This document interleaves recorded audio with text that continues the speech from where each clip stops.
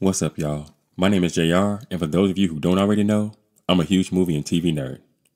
If you're new here, I appreciate you taking the time to check out my channel. I hope you'll consider sticking around and joining the film community I'm trying to build here on YouTube. So in today's video, I'm going to be breaking down the 7th episode in Season 3 of the Paramount hit TV show, Mayor of Kingstown. And just so you guys know, this video will contain spoilers, so if you haven't gotten around to watching the episode yet, and you don't want to know anything that happens in it, you might want to exit this video now. And with that being said, no more wasting time, let's get into it.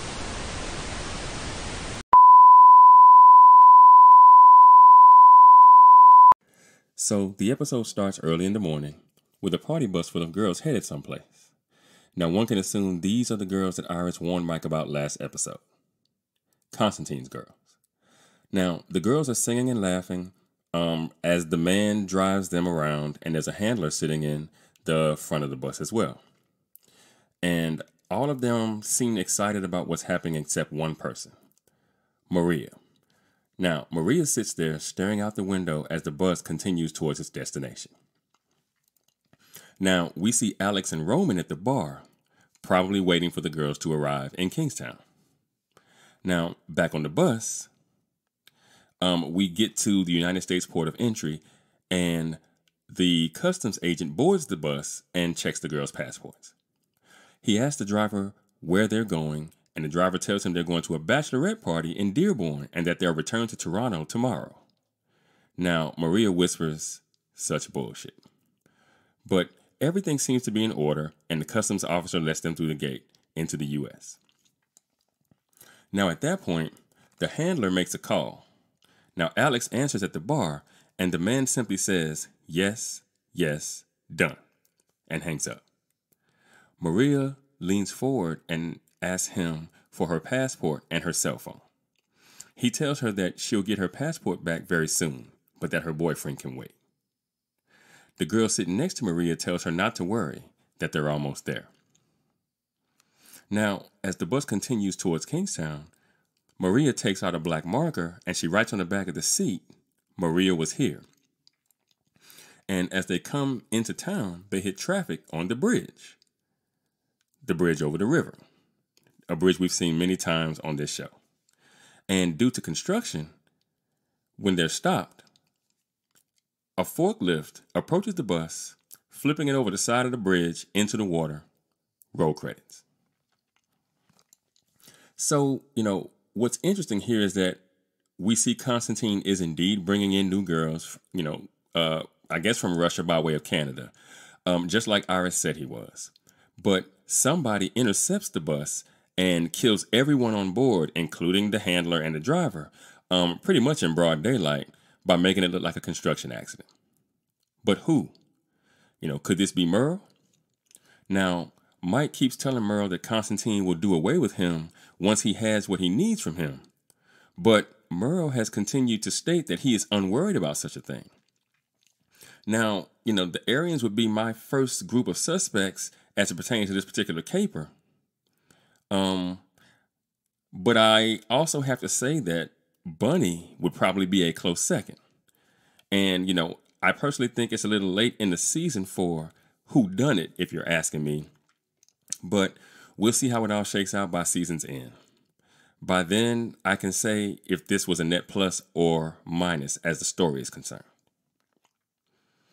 Anyway, next we see Mike in a bar drinking.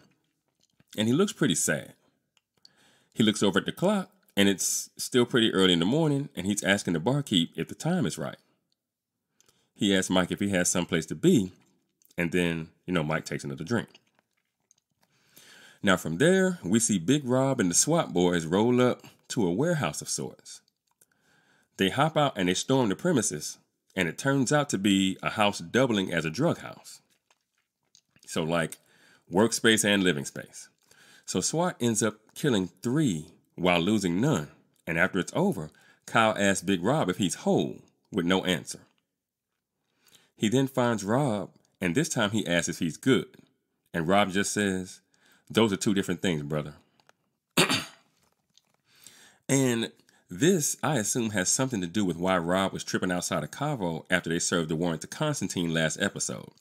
Now, I'm not really sure what's going on here, but what I know for sure is that the writers skipped some character development moments with Rob, because the fact that we don't know what his deal is so close to the end of the season creates an issue for his character and for the story overall. Is he starting to feel the weight of some of the things that he's done? Is it simple PTSD like Kyle went through early last season?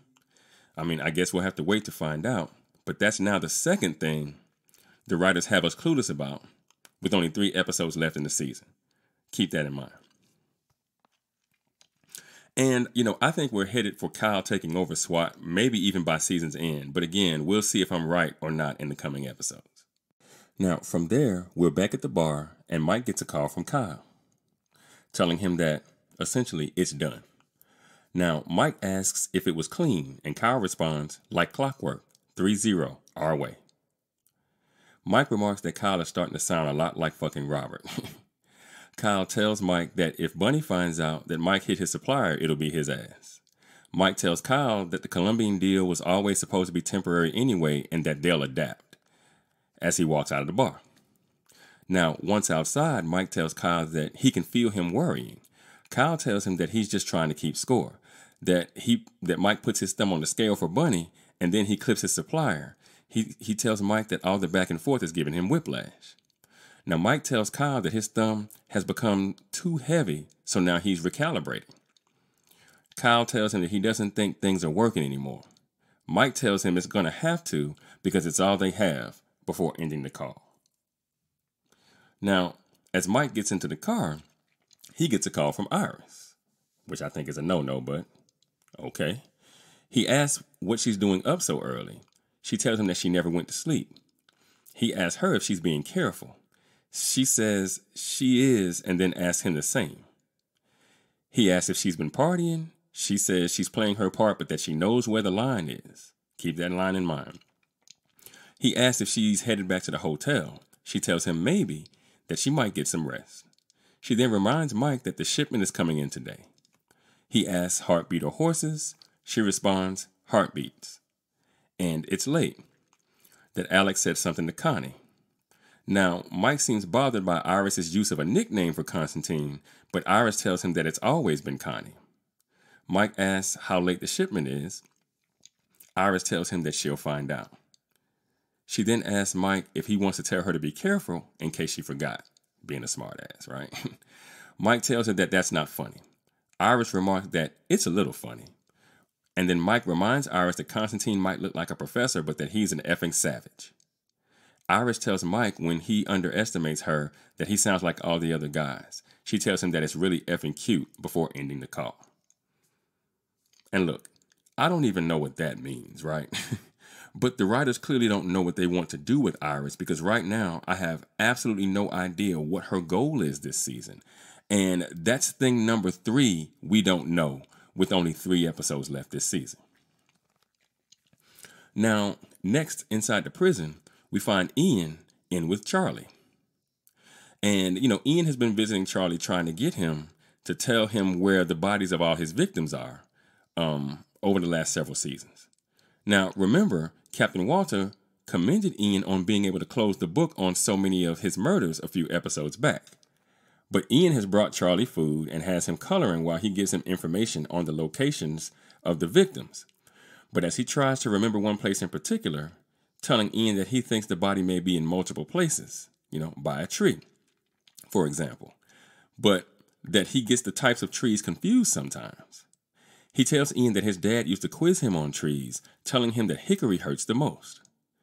Ian tells Charlie that hickory is indeed a hard wood, but that they're going to get out there and find the spot that they're looking for together. Charlie then asks Ian if he ever whittled. He tells Ian that his dad used to make him whittle the switch with a pocket knife. Now, Ian doesn't respond, but he does shake his head in silence for a moment. Charlie then asks if the house one is important. And by house one, he means the murder he committed in Ian's presence last season. Morrissey, the former SWAT member who was planning to snitch on Big Rob.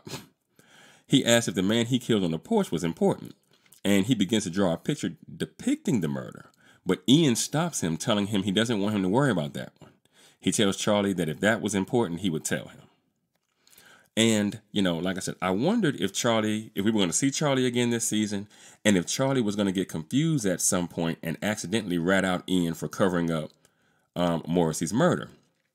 Because Evelyn still has a hard-on for Rob as far as that is concerned, and I can't imagine that she would simply let it go because she got the suspect wrong.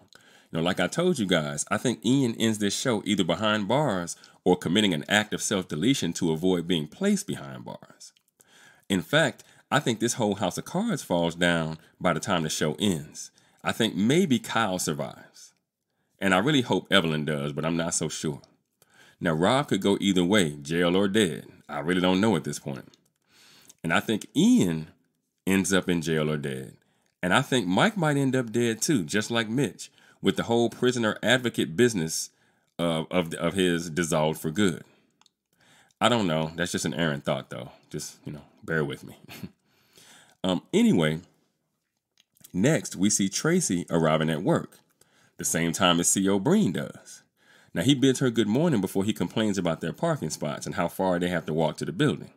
Tracy tells him that she doesn't mind the walk in the morning, that it wakes her up. C.O. Breen commends her on her positive attitude, and then he tells her that he complains about the job any chance he gets. She asks him why he does it then, and he responds, service. She asks how long he's been there. He tells her that he transferred from upstate after the prison riots. He asks Tracy if she smokes. She says not since high school. And as they approach the front doors of the facility, C.O. Breen stops her momentarily and tells her to be careful in there. She asks if he says that to all of his co-workers, and he responds, every one of them, every damn day, before Tracy enters the building and the two part ways. And this particular conversation may not have been a threat on C.O. Breen's part, but at the very least, it was the writers preparing us for the threat to come, as it surely will. I tell people all the time, pay attention to what a character says and how they say it. And when I say how they say it, I mean the actual words that are being used. So be careful in there kind of has a double meaning, right? It could mean literally be careful because their job is certainly dangerous, or it could mean be careful as in like, I know what you're up to. Don't get yourself hurt doing too much. So from there, we go inside the men's prison and we see Raphael doing pull-ups with a bunch of the homies standing around watching him, encouraging him. And a few guards show up and they tell Raphael that the warden needs to see him. So he goes with them. Now they take Raphael to the infamous fenced-in area where Carney was beaten last episode, and they search him before letting one of Merle's dudes in, armed with a knife, to kill him. But things don't exactly go as planned as Raphael gets the upper hand on him, and then the guards have to intervene. And they end up putting Raphael in the shoe, and the guard mentions to him that he knows where his son goes to school and the fact that his girl Ro works 2 jobs. He then tells Raphael that he probably just added 10 years to his sentence for the aggravated assault he just committed on the other prisoner. He goes on to say that Ro is probably going to get lonely, or not, before leaving the area. So, as you can see, Merle essentially wants it all. He's hitting the Crips on all sides. He's got Mike hitting them outside while he makes moves to get them inside. And like I said, I think it has to be him that killed Constantine's girls at the beginning of the episode, because I have to assume that all the players have been introduced to us by now, so I'm not sure who else it could be at this point, unless it's Bunny. But those are really the only 2 options. Now, next, we find Mike on the road, as he tends to be from time to time, and he gets a call from Rebecca, who tells him that there is crazy traffic at the bridge and that she's going to be late. Now, Mike jokes with her that she's always late, and Rebecca playfully takes offense, telling Mike she's never late and that she's the only reason he has any income coming in. Mike laughs and assures Rebecca that he's just kidding with her, and he then asks her what's on the bridge. She tells him that she's not sure, but that there are a lot of cops and firemen. She asks if there could be a chemical spill of some kind. Mike thinks, and then he responds, or something is in the drink. He then turns around as if he's heading in that direction. And I'm glad we got to see Rebecca here, and I told you guys that we had not seen her so that the writers could make room for Rhonda.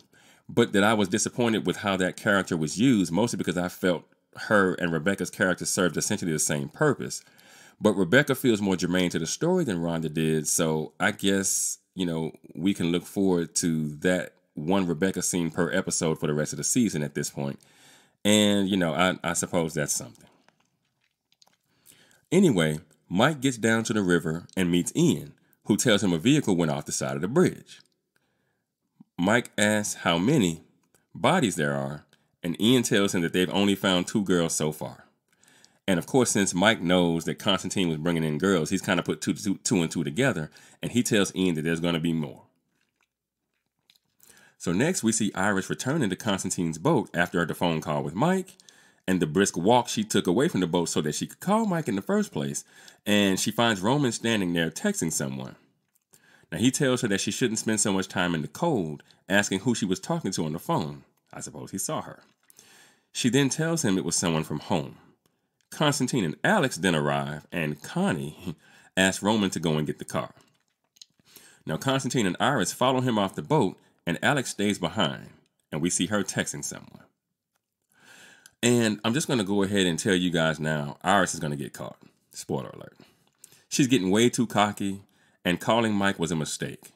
Just like Mike calling her last episode to warn her about the police raid was probably a mistake, though at least I understand why Mike did what he did, because he was trying to make sure she didn't accidentally get shot because she didn't know the cops were coming. Big Rob can be a bit of a loose cannon, and he likes to go in shooting first and asking questions never. But, everything that is happening here, from her forcing Mike to let her do this in the first place, to her doing drugs and getting high in Constantine's presence, to her telling Mike that he's underestimating her and that she thinks it's cute, it all points to her making the mistake that Mike will ultimately have to try and save her from. So as we watch the remaining 3 episodes in this season, just be prepared for Iris to turn damsel in distress once again. Next, we get Cherry in the prison infirmary, with Tracy standing over her checking her vitals. Now, she tells Cherry that she lost a lot of blood. Cherry kind of smartly tells her that the body makes new blood, so it may get harder to die than it should be.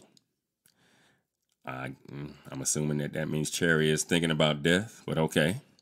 Tracy then tells Cherry that she has the right to be with her baby for the first 24 hours. Cherry asks why. Tracy then sits down on the bed that Cherry's in and asks who did this to her. And Cherry tells her no one. Now, Tracy tells Cherry that she was assaulted. Cherry scoffs, telling Tracy that her pregnancy was immaculate. Now, Tracy tells Cherry that she can make sure that whoever did it never does it again, but that she has to tell her who it was. She tells Tracy that maybe it was God. Tracy asks her if it was guards, if it was more than one. Tracy tells her that she didn't say anything about that, and then frantically tells Tracy to get away from her. And Tracy apologizes profusely before she ultimately leaves the room. And I have interesting thoughts about this scene. One, I hate this trope. That being the whole, white savior trope. Even though I know Tracy, isn't exactly a white character. But my point being is that Cherry did not ask for Tracy's help. But Tracy is all in her face, all in her business, believing that it's her duty to save someone who did not ask to be saved. Cherry is not fragile. We already know that from the past episodes we've seen her in. And I don't know what she did to wind up in prison. I'm not sure that was ever addressed. But whatever it was, she was clearly willing to risk potentially being inside for the rest of her life to carry out the hit against Sam for the Crips. So Tracy treating her like she can't defend herself is kind of insulting on behalf of the character. And on top of that, she told everybody that would listen that Sam assaulted her in season 1. So she doesn't mind speaking up for herself in that regard. Now, with that in mind, let me be clear. And let me also pose a question. What if Cherry is being assaulted by multiple guards as revenge for her killing Sam in the first place and claiming that she was assaulted? Now, I don't put that past these guards one bit. And moreover, I think Warden Michaels might even know about it and be cool with it. Because remember, she spoke about the situation with Tracy last episode like she had already decided for herself what actually happened. That's the only thing that makes sense as to why Cherry could be afraid to speak up. Because maybe this is her punishment for throwing dirt on Sam's name after killing him back in season 1. That would be more than enough reason to bring her back this season after not seeing her at all last season. Just some food for thought. At first, I thought this might be just a C.O. Breen thing, but the more layers start getting peeled back on this thing, I think, like I said, this could be just like you see the guards in the male prison essentially setting up the black inmates and Carney to get beat up and taken out by Aryans. I could see how over in the female prison, the guards could be saying, well, she killed one of us and she destroyed him, after the fact. And so this is kind of how we're going to get back at her for having done such a thing. But again, like I said, just some food for thought. So back at the river, Evelyn has now joined the situation as the truck has been pulled out of the water. And they open it up and they find all of the other girls and the driver and the handler dead. Now, Roman pulls up with Constantine and Iris in the back of the vehicle. And Constantine wonders out loud if the wreck was an accident. Now, he does kind of have a real nonchalant attitude about the girls as if they were unimportant, which I'm sure in his mind they are unimportant. But Iris doesn't believe in accidents, and she looks pissed. Probably because the girls remind her of herself. Now, Constantine tells Roman to leave the scene, but Iris gets out of the vehicle before he can pull away, and she walks up to the riverbank and stands on the side staring at Mike. And Mike even sees her. And there's just an intense kind of stare off for a little while. And you can tell that what Iris is seeing is really, really, really impacting her. Now, Mike then tells Ian that he needs him to say that the wreck was an accident, even though Ian has lots of evidence, apparently, that speaks to the contrary. Mike tells Ian that they have to slow roll the situation or that there are going to be more dead bodies by the morning. Mike then leaves just as he gets a phone call from Carney telling Mike that White Knights went after Raphael again and failed again, and that Raphael is in the hole. Carney asks Mike what his orders are, and Mike asks who saw the beatdown. Carney tells him that no one saw anything except some AB cons and corrections officers. Mike tells Carney to keep it that way while he manages the situation before he gets into his car. Now, back on the boat, Iris sits with Constantine, and they're having drinks. And, Roman is kind of making said drinks as the three of them watch the news report, calling the death of the girls an accident. Now, Constantine asks if maybe they should stop drinking hard alcohol and switch to wine. It's still pretty early, you feel me? Iris says that she's okay. Constantine doesn't believe her, telling her that she's starting to obsess. He tells her that he wants to spare her any more trauma, and he asks her to essentially just look away. So she doesn't do that, and finally Constantine yells at Roman to either turn the channel or unplug the television. And eventually he ends up grabbing Iris kind of violently by the face, demanding that she look away. And as tears begin to fall down her face, Constantine stares her down. He kisses her on the lips as she stares up at him, seemingly deeply shaken. And all I can assume is that this is how Iris got to the U.S. from Russia. And that this is how she became associated with Milo in the first place. Maybe even through Constantine. There has been some mention about Constantine, Milo, and all that kind of stuff, how Iris got mixed up with him. So when she saw that this happened, she could see how this could have easily have been her and maybe felt that feeling really deeply. I think this may be the kind of thing that pushes Iris over the edge and it makes her do something impulsive, like I said, that will get her caught. Making it Mike's job, and maybe even Ian's too by extension, to get her out of the situation before it's too late. Now, next we see Mike and Ian in a forensic lab of some kind, probably at KPD, scouring the vehicle, the short party bus, for evidence. Ian tells Mike that the equipment was stolen from a work site over a year ago. That's the equipment that was used to flip the bus. Mike then asks how many guys Ian thinks it took. Ian then asks who would even have the reach to pull something off like this. Mike adds, or the balls to kick the Russian bear. Ian explains to Mike that the Mexicans don't have any beef and that Merle isn't going to bite the hand that feeds him. But Mike reminds Ian that Merle knows Constantine's been messing with him. But then Ian fingers Bunny. And this is like I was saying. And he asks Mike if he's talked to Bunny. He goes on to tell Mike that SWAT raided the Colombians, which we already know. And Mike tells Ian that he knows. Ian reminds Mike that the Colombians are Bunny's suppliers. He then asks Mike if he found it odd that Bunny didn't reach out to him after it happened. Mike tells Ian that Rhonda's funeral is tomorrow and that Bunny has other shit on his mind right now. Ian doesn't believe it. Mike doesn't think that Bunny would kill a bunch of women also. Now, Ian reminds Mike that he just spent the morning with Charlie, a psychopathic serial killer. He tells Mike that Bunny might be a tad more charming, but he's no less a psycho. Mike thinks before asking Ian if he's blind when it comes to Bunny, and Ian tells him that if he even has to ask the question, he already knows the answer. Now, next we see Tracy leaving work, and she and C.O. Breen cross paths again. The pair talk on the way to their cars. This time it's dark out, and he asks Tracy if her day was as rough as his, asking why they do what they do.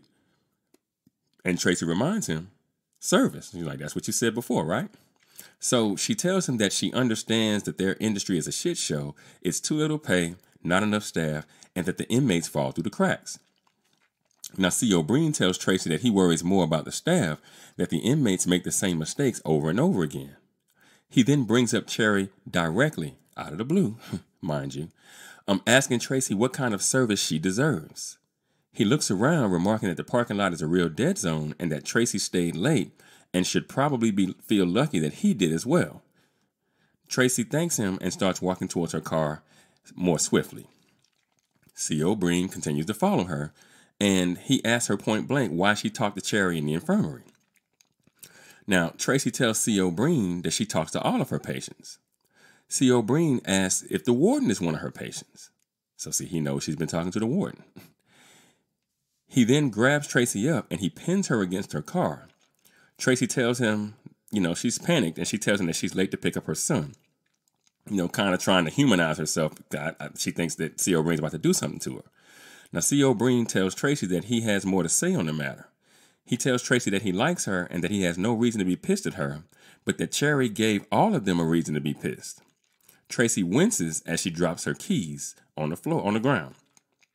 C.O. Breen then apologizes and he picks them up for her, handing them back to her, before he tells her to get home safe, that she should drive real careful because there was an accident down by the river. And then he walks off and gets in his car. So I think this scene confirms a few things. One, that the warden told the guards what Tracy was up to. And so two, the guards are watching her and were probably watching her even before her shift started, which is what the scene between her and C.O. Breen was about earlier, like I was telling you guys. And three, that the guards are in fact assaulting Cherry because of what she did to Sam. Now, this is a complex situation because, of course, Cherry should not be getting passed around and assaulted by the prison guards. You have to be a monster to think a thing like that. But in season 1, she literally used sex to put herself in position to kill a guard who I would argue did not deserve to die for simply doing his job. And though we never got to see, she may have cost that guard his pension and other benefits for his family by lying about what happened in the aftermath. And if you remember, she decided to do it gleefully. Remember the conversation she had with Miriam about it back in season 1.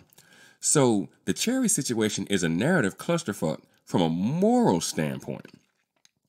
But I love it narratively speaking, and I think this story arc is one of the things that is starting to look like it's going right, writing-wise, this season. Now, at the morgue, we find Evelyn standing there looking through the glass at all the body bags. Now, Mike walks in and joins her, and Evelyn asks Mike if he was looking for her. Then she says, no, you weren't looking for me. You came here on your own. She tells him that he likes to keep the dead in his mind's eye. Now, Mike tells Evelyn that she's being morbid and that she doesn't have to be there either. Evelyn tells Mike that she's becoming numb to death. She then tells him that none of the girls were over 18, that they were just children. She goes on to tell Mike that KPD they're calling the deaths an accident, and asks if that's him. Mike tells her that decision is above his pay grade, and Evelyn laments the catch-22, explaining that Because Mike wants to avoid retaliation, he has to pretend that the dead young women weren't murdered. Mike asks Evelyn to let KPD do their job and gives him some time to sort some things out, in the hopes that he can get the girls some justice. Now, Evelyn asks how he can even promise such a thing. And Mike then looks at Evelyn and tells her that he will find whoever did this and make sure they never see a judge. And Evelyn just stares at him again, kind of like she did in an earlier episode when they first found out that the drugs were tampered with. And Mike kind of looked at her, at Evelyn's place that morning, and he said, "I'm going to fix this." And, this scene was interesting to me because Evelyn has been a by-the-book type of person to this point in the series. And yet here she is listening to her boyfriend essentially talk about killing someone, and she seems not to have an issue with it.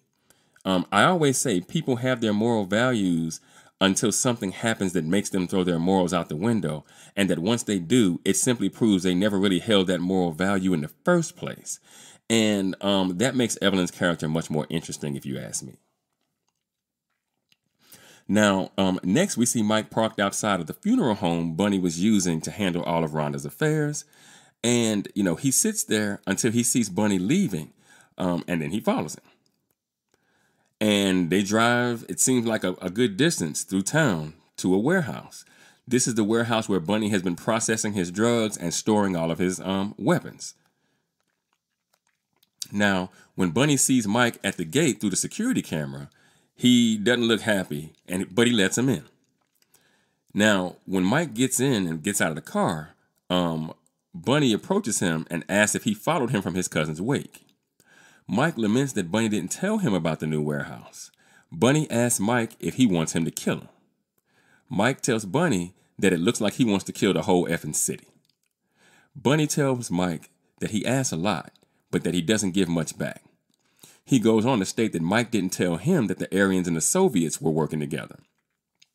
Now, Mike assures Bunny that he's handling that and that there's enough to go around for everyone. He then reminds Bunny that lately he's been balancing the scales mostly in Bunny's favor. Bunny reminds Mike that his family is the one that's dying, so he's no longer interested in balance. Mike tells Bunny that's the way it has to be. But Bunny tells Mike that he's not listening. He goes on to tell Mike that he's done doing things his way and that he's going to be the monster now. Mike tells Bunny that that's a big swing and that if he swings big, he's going to make him swing back. He tells Mike that Rhonda was the mistake. The straw that broke the camel's back, essentially. Mike again offers his condolence. He then tells Bunny about the 12 dead girls and asks if he did it. Bunny seems offended, asking Mike if he thinks he could do a thing like that. But remember, you just said you got to be the monster. So, Bunny reiterates that he and Mike are going their separate ways, and he warns Mike that if they cross paths again, that only one of them will walk away. And at that point, Mike gets in his car and he drives off. And, after this scene, I got to say I did get it. That Rhonda was a plot device. Which is fine, I suppose. She was the thing that was going to push Bunny past his friendship with Mike. I guess they needed somebody that they built up to the audience that Bunny cared about so deeply that when Rhonda gets killed, Bunny just goes, I want to hurt the world, and that includes my friend Mike if I have to. Even though Bunny did tell Mike that if it ever came down to him or Mike, that, he would run right through him. He said that at the end of season 2, But, what I will say is I didn't understand why the writers had to play up the whole Mike and Rhonda sitting in a tree thing. It's clear that Mike liked Rhonda as a person, but since she died, he hasn't caped up for her the way it looks like he's about to for Constantine's dead girls. So why add all the extra glaze? I don't know. I just think that Rhonda and Mike's arc could have been a little more straight to the point than it was. I still see it as flawed writing.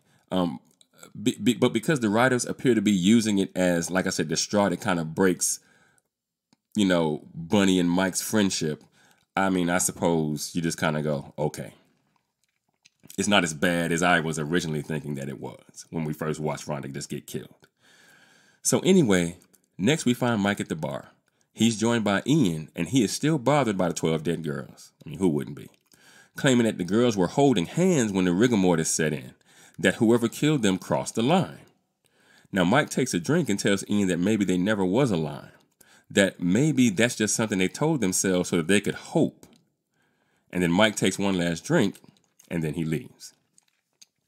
And next we see Mike on the road, and he calls Carney and tells him that he needs to get Raphael a cell phone. Now, Carney doesn't want to do it, but Mike insists. We also see Tracy at home, laying on the couch, a drink in hand, holding her baby. And it's clear that her running with C.O. Breen really shook her up, that she's really still scared. And we also see Constantine in his bedroom, I'm assuming on his boat, sailing on a boat, and he's talking to Iris, who's sitting in a chair across the room from him wearing this all-white dress. She tells him that she has to go. Now, Constantine remarks to her that if she does not look away, that he will send her away. And just then, Roman walks in, and Constantine realizes in that moment that Iris isn't really there. And then he tells Roman that if Iris doesn't look away, that he'll send her away. Roman tells Constantine that all will be well before taking off his glasses and leaving the room.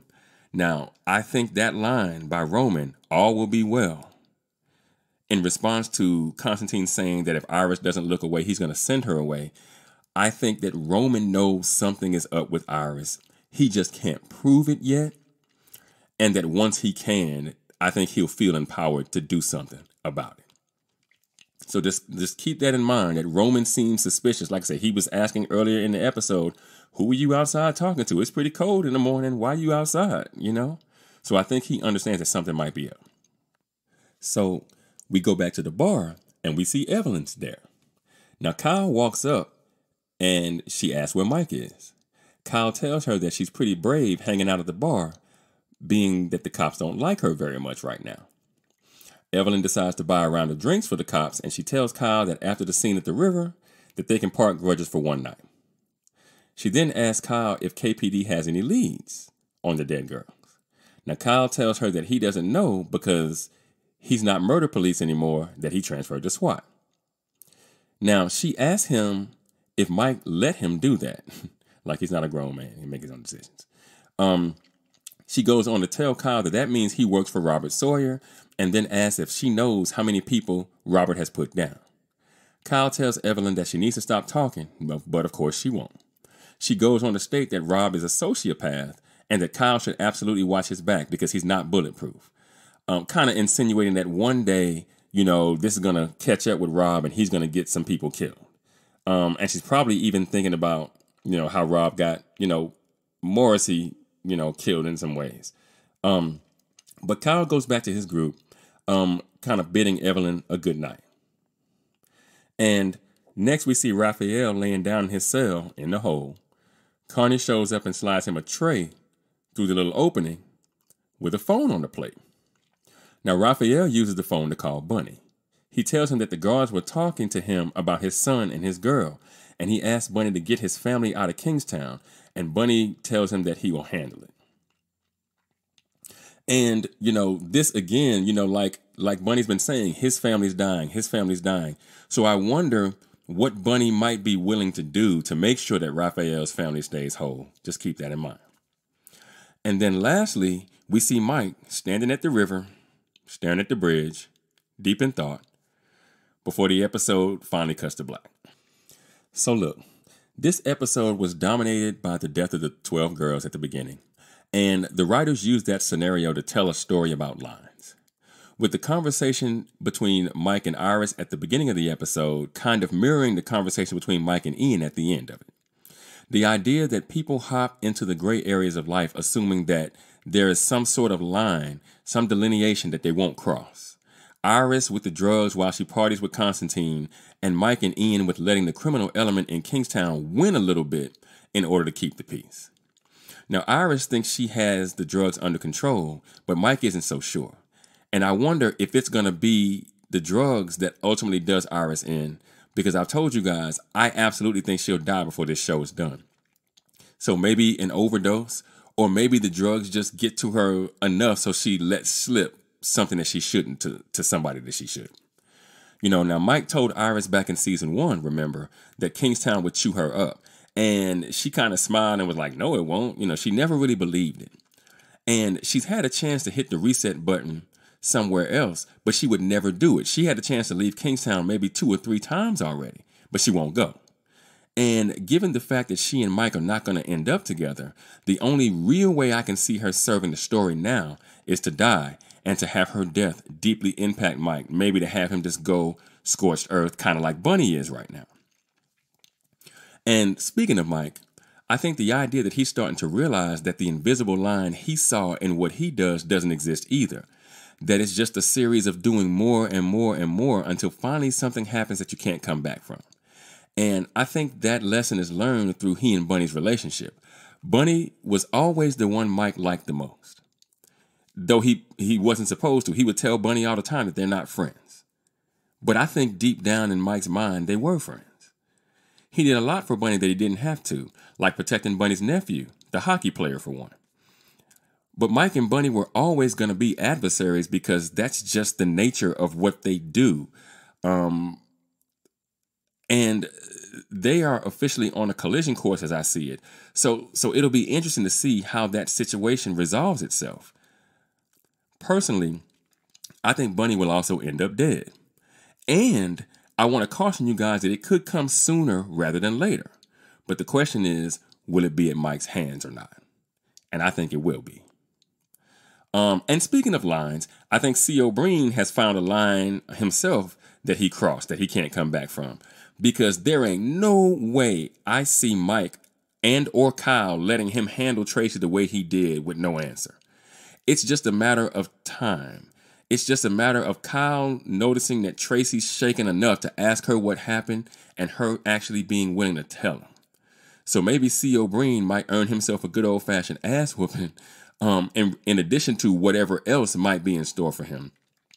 Because, I mean, man, I could see Kyle wanting to do something to him and then Mike actually doing it. Because, you know, Mike, I don't know, man. I guess we'll see, though, right? Now, I think the show's pace has been fine for most of this season. The one thing I will complain about is the number of what I like to call big ticket items that are still up in the air, 7 full episodes into a 10-episode season. I mean, at this point, everyone's cards should pretty much be out on the table so that we, the audience, can decide who and what we care about and why. But there are just too many things right now that are question marks, and just I'm not typically a fan of that kind of thing this deep into a television season. Like, you know, did Bunny kill the 12 girls that died in the river? Or was it Merle? Or was it someone else? And see, that's the whole point, that we still don't know. It kind of sends the next couple of episodes are in this balancing act where things could hit stuff could hit the fan really quickly next episode, and then everything that we thought we knew is just kind of thrown out the window, and now we're going on this ride at 100 miles an hour through the next 3 episodes. And can something like that work? Well, yeah, it can, but it has to be done just right in order for it to get pulled off. And I think we'll just have to kind of see. And, you know, as far as Bunny's concerned, he adamantly denied it when Mike asked him if he did it. But it's also clear that he doesn't really care what Mike thinks of him anymore. So I just don't know. And I'm starting to think that maybe Bunny checked out with Mike quite some time ago, and that a lot of what's happened since, like, say, for example, the end of season 2, has just kind of been Bunny playing a part just to keep Mike busy. Because think about it, Bunny put Kevin Jackson into prison so that he could get information that Mike wasn't giving him. And that's where I think Bunny's getting all this information about the Russians and the Aryans working together and all that kind of stuff like that. That's where I think he's getting his information. And, you know, at the beginning of the episode, I would have said Merle for sure did the 12 girls. But I think could have easily have been Bunny. I would say 40% Merle, 40% Bunny, 20% somebody we're not even thinking about right now. So, you know, it'll be interesting to kind of see, but I do think that answer has to come pretty quickly in next episode. It absolutely has to come in the first half of next episode because we're running out of time. You know, like I said, it could be Bunny, it could be Merle pushing to be king, taking Mike's advice about working with the Russians and ultimately wanting to get at Constantine before Constantine gets at him. But like I said again, we got to get that answer pretty quickly next episode. We don't really have time to josh around with that. Because we have to get the answer to that question, and then we have to speed towards the resolution. And you've only got 3 episodes to get all of that done. And, my thing is also when Iris finds out who did it, what does she decide to try and do about it? Does she step on Mike's toes in the process? Because clearly he's planning to do something about it himself. And, if it does turn out to be Bunny, would Mike kill him? Also, what exactly is the deal with Big Rob? I really, really, really want to know, and we're not getting enough character development moments with him. We really never get to see him on his own. It's feeling like maybe we need to now because I need answers. What's going on with Big Rob? And I wonder, like I said, could this be like a long-term head injury or something like that that's going on from his beatdown last season? We just don't know. If you're asking me, I would say that's the number one thing is probably he's just still kind of suffering with some long-term effects from being almost beaten to death. That's got to be what it is. But look, this show is still compelling. It's still one of my absolute favorite shows, but it's becoming clear that, like I said, we're on the back 9 now, having said that. And that maybe only needing maybe one more season to go ahead and wrap this thing up because most of the main characters are really close to the exit ramp. And the worst thing this show could do, in my opinion, is overstay its welcome. But what do you guys think? Did you enjoy the 7th episode of this new season? What's your favorite storyline? Let me know in the comments. And for those of you that might be new to the channel, be sure to like and share this video. If you really like the content, be sure to subscribe and hit that notification bell. That way you'll be notified whenever I drop a new video. Also, be sure to go and check out themaskscreenwriter.com for more television and film reviews and info on my upcoming film projects. And with that, I'm going to go ahead and get out of here. I got screenplays to write. And I'll catch y'all in the next video.